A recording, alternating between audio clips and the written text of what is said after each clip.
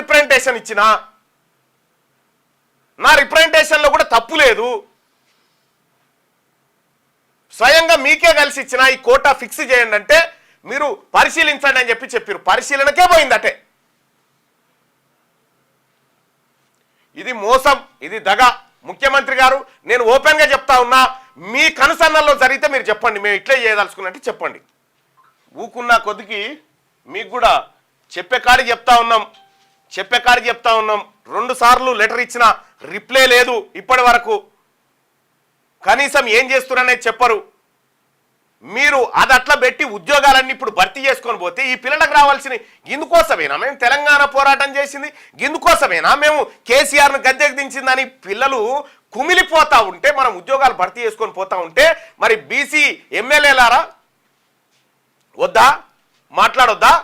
మాట్లాడరా మీరు?